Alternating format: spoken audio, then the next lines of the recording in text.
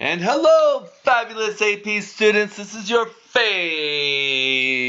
teacher, Mr. Jacobson. I am excited to be with you today. Today we're going to talk about conducting World War I. We're going to talk a little bit about the ins, the outs. We'll even delve into a little bit of the aftermath. So let us begin. All right, so something we need to understand is that for World War I to be possible, there had to be something called conscription. And most countries did this. This was a compulsory enlistment, basically because the men were a part of that country, then you could basically force them to go to war. So they had conscription. Here in America, they sometimes call it the draft. But anyway, so they're forcing their able-bodied men to go to war for World War I in each of the countries. Britain takes a slightly different approach. Instead of using a conscription, they actually use something called the Palace Battalion. And what this was were friends who already knew each other. They could sign up together, and so many people signed up due to patriotism, nationalism, which is very big in these nations during this time period. But the fact that you can also sign up with your buddies almost made you feel like you'd be left out of a party or something. It's like, oh, all my friends are doing it. I don't want to be left out. And so they go too, right? So it's a very communal thing that they'll take, a group of young boys, who are or in university, but they'll take them and if they go to the same like college together or something, Manchester, Liverpool, they'll all sort of go together. They'll be in the same unit together moving forward. And so this idea of Palace Battalion sort of gives everyone already a sense of camaraderie before they even enter the military because they've known these people beforehand. So this gives them an especially close-knit relationship. By the end of World War I, you'll have 1 out of 4 British men who served in the military. Thousands of teenage boys signed up for the war, dreaming of heroism. Wartime assemblies sounded more like high school pep rallies. Many recruiters predicted a swift victory, and many did not realize the brutality of war. That they with all the propaganda and everything, that war was so glorified and the horrors of war wasn't really even talked or even considered about. So here are some of the innovations that happened in World War I. So obviously you have trench warfare that becomes a pretty dominant thing. Awful, just awful. You got just, hundreds of miles of trenches dug. The trenches are facing the enemy. Often it's cold, muddy, rat infested. Many people just died from disease alone. You have gas masks, and because now, as you can see, these people over here wearing them, because even the horse has one on anyway, and even these people here have some kind of protection. But you have, kind of a horrific thing. This gas, you have chlorine gas, mustard gas. I mean, it's just awful. It didn't really kill the soldiers, but it truly affected them. It gave them severe and even permanent damage. Moving forward, you got machine guns. These are guns that can, wrap off rapid fire of 500 rounds or so in a minute. And all these new innovations, I mean, they're just better ways to mutilate the body. However, each group had them, so it was still very much a stalemate. I mean, if you look at the next one here, like flamethrowers, which they're used mainly by the Germans. The Allies tried to put something together like that again, but flamethrowers, they're not really meant for like long distances, but they are pretty scary. Someone coming after you. I just really like this picture. That's why I have it twice. Anyway, You have submarines happening. Submarines first begin in the Civil War. However, now we have major submarines going on. Germany is going to be famous with their U-boats, and that U-boat's going to be famous because it's going to sink the Lusitania, which is going to bring America eventually into the war. We got airplanes, and again, airplanes are first used for like reconnaissance, okay? But towards the end of World War One, because again, airplanes are still a very new technology. The Wright brothers had just recently sort of perfected the whole idea of wing bending, and so reconnaissance was the first intention. Now they're going to start mounting some machine guns, and there will be fights in the air, fights on the ground, using those planes. And then you have artillery shells down here, which are going to kill more people than any other weapon. For just hours upon hours, they would just bomb trenches with artillery shells. You ever heard the term shell shocked, right? Because people, it would just have such a psychological effect upon the people. They're launching these things, from a mile or so away. It has a very psychological effect. So reasons the United States entered the war. So one of the reasons is they just had economic ties with the Allies like Britain and France. In fact, they were sort of Britain's supplier and France's supplier of weapons, and America was getting pretty dang rich off of it while still staying out of the war, technically. Um, Ally nations seem to be more democratic, and so just government-wise, they just sort of fell in line, more capitalistic in their thinking. German U-boat sank the Lusitania, so we have this boat that gets sunk once, and it had over 100 Americans on board, which really sort of pissed off the Americans. The Germans said, "Well, you guys are shipping over um, uh, weapons and war materials on civilian ships, thinking we're not going to attack, but we know you have it there, and we're going to attack you." And they weren't wrong. There were weaponized materials, and so anyway, but it killed innocent civilians. The Americans aren't liking that. And then the British supposedly intercepted a telegram. It's called the Zimmerman telegram, and it was supposed to be Germany trying to reach out to Mexico, saying, "Hey, Mexico, if you attack the U.S. right now and preoccupy them, then we will make sure you get your land back when we win this war." And so, but Mexico never got the message.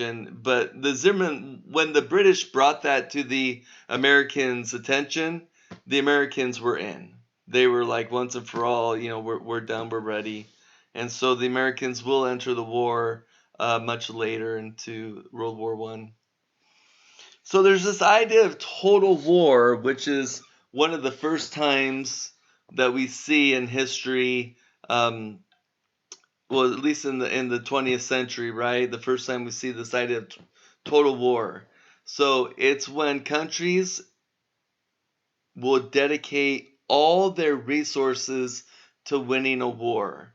Okay? Entire economies will be centered on winning that war. Women would work at factories in place of men. Nations will censor media and imprison many people who speak out against the war. Total war is this attitude of all our resources, all our waking time and day and hour is to be devoted to winning this war. That means sacrifices will happen. And so, they were kind of encouraged in Britain not to eat as much because that food needs to go over to the soldiers as well. We also have a thing called propaganda. Now, propaganda is communication meant to influence attitudes and opinions of a community around a particular subject by spreading inaccurate or slanted information. So a lot of propaganda is used in like recruiting, on posters, magazines, articles, usually used to demonize the enemy. I mean, look at this here. This is supposed to be Germany, right? So Germany is this devolved human ape now who are just so, they call them a mad brute, so beastly, and they're just carrying away the fair daughters, um, just like King Kong would, if you will. So it's this, again, this attitude. They're demonizing the Germans. The Germans don't look like this, but of course they give a German helmet with the spike on the top to denote that that is a German. These are highly emotional and even misleading information to inspire hate and bitterness. Even as you can see here, you would probably hate Germans if you really thought this was true. Over here, you know, there is still a place in line for you, so they kind of give you a chance to imagine yourself in the uniform, lining up, not missing out on the action. Here we have this guy here who's saying, we are saving you, you save food. So again, it's this attitude of rationing for the betterment of the country and our soldiers.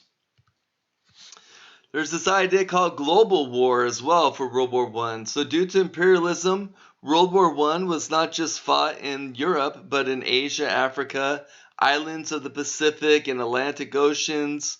For example, when Britain entered the war, then all the colonies in Africa entered the war also. Most German colonies in Africa, most German colonies were seized uh, in Africa by the Britons, by Britain and France. The soldiers were Africans who fought the Germans in their colonies, and so we don't have British necessarily fighting in Africa, but we have Africans who are a part of those British colonies and a part of those German colonies who are now fighting as well. So you got coalitions that are going to get formed as well. Australians and New Zealanders are going to make up a special co-op known as ANZAC, and they're going to fight a year-long bloody campaign against the Ottoman Empire at Gallipoli, and that's a peninsula on the northwestern part of Turkey. So if you look here, here's Turkey, right? And there's Constantinople. This tiny little peninsula right here that opens up into the corridor, that is Gallipoli. It's a peninsula, and there was a bloody battle that went on there within the Aegean Sea. Women during the war. So women lives changed while the men were at war. Women replaced men on farms or in factories. Thousands of women served on the front lines as like nurses, ambulance drivers, or switchboard operators. Russian government created an all-female battalion as propaganda to shame men and to continue fighting. So women are also being used in this war, even in propagandist kind of ways. So we have the Paris Peace Conference. So after the war is over, and spoiler alert, okay, the Allies win this one. So Britain, France, Russia's out by then. They pulled out due to a revolution. America, Japan. So these are the winners, right? And so there's a Paris Peace Conference that happens, and you have four leaders who become the big four. You got Woodrow Wilson, David Lloyd George, Georges Clemenceau, and then you have Orlando, the who is the Italian. So this would be George right here, of Britain. This dude here would be Orlando. This guy would be Clemenceau, and this guy here, the tall one, would be Woodrow Wilson. So they all got together. Russia wasn't invited because they were now it was the Bolshevik government, which was a communist government, and they said, by the way, we're not going to pay you the debts we owe you. we didn't like this war to begin with. We didn't want the Tsar, Nicholas II, to even start it. So that sort of pissed off the Allies as well. So anyway, Russia's out. Wilson advocated for peace without victory, believing that no country should be punished for the war. He said, "Look, it's over, and let's just get past this." Well, Clemenceau, he wasn't on board with that. Um, France suffered pretty severely in this war, and so he wanted revenge on Germany. He thought that Wilson was far too removed from Europe to even really have felt the true effects of the war and all the devastation that it came with. And as much as Wilson was trying to sort of convince them, it wasn't going to happen. So we now have this sort of break among the four. Wilson wants to just say, let bygones be bygones and move forward. And Britain and France want somebody to pay. So Wilson comes up with something called the 14 points. The 14 points are simply a document that he wrote up, and it had 14 ideas on how to kind of make the world a better place in a post-World War I scenario. So I have a picture here, and you can read all the different 14 points that he had that are very simplified here, thank goodness. He wanted to create a League of Nations, and this would be an organization of countries where nations will discuss conflict openly instead of, and so there would be more dialogue and discussing your misgivings with other countries, hoping that these simmering tensions that build up won't lead to another war just like World War I did. Other nations agreed to the League of Nations, but the U.S. Senate would not get on board. So Wilson was for it, and he proposed it, but the U.S. Senate, they voted to not join it, believing that it took too much sovereignty away from America in their ability to conduct themselves. So without the support of America, the League of Nations, it's going to happen, but it's going to fail, and it's going to be a pretty epic failure too. Wilson also believed that conquered countries under defeated Central Powers deserved the right to self-determination. So all those countries that got conquered, now these countries, they should be able to determine their own political futures. And we shouldn't be the one to decide that for them. So what ultimately happened with the Big Four? Well, the Big Four got together and they decided to make Germany pay. I mean, Germany just gets wrecked. It's called the Treaty of Versailles. And in that Treaty of Versailles, we have things like Germany had to pay billions of dollars in reparations for damages in the war. Germany had to give up all their colonies. They had to restrict the sizes of their armed forces. They took away land away from Germany within Europe as well, and even divided Germany in half, or at least a portion. And they said that Germany, you have to take the blame for the whole war. And so to say Germany has to be blamed for the whole war when it was an original skirmish and an assassination between the Serbians and the Austria-Hungary, so Germany was like, what? Like, are you serious? We're getting all the, like, basically they just dumped everything that every other country who was involved should have had that was allied with Germany. They just gave it all to Germany, mainly because they were the biggest threat in all of Europe prior to that. So Germany is just wrecked now. Okay, the terms of the treaty are going to cause tremendous hardships for the Germans and cause bitter resentment. They were super proud of their country and being German, and now they've just been so humiliated. And all this is going to have a lasting effect. Not to mention, they took away their ability to collect revenue, especially with the colonies that they had. So they're taking away all the things that gave them money, yet now they're expecting the government to pay them billions of dollars in reparations. And so they're just dooming Germany to failure right away. The Weimar Republic will replace the old government of Germany going forward, so they'll agree to the terms. The harsh terms made it difficult for Germans to pay the reparations. Germany's economy will go into what we call hyperinflation, where their money is going to become virtually just worthless.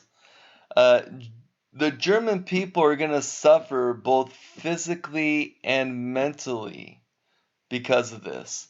This is going to truly pave the way for a new party, the Nazi Party. And because Germany is going to be looking for a savior. Okay, they've been humiliated, and now their life is nothing what it used to be. They used to have a pretty good life, a pretty good way of life. And now they've lost it all. They're starving. Their money is worthless, and they are looking for a solution. And they will be desperate enough to find a solution in a party whose main leader becomes Adolf Hitler. And that's pretty much it. So go ahead and write your one-page summary, and we'll discuss this when we get back. Thanks.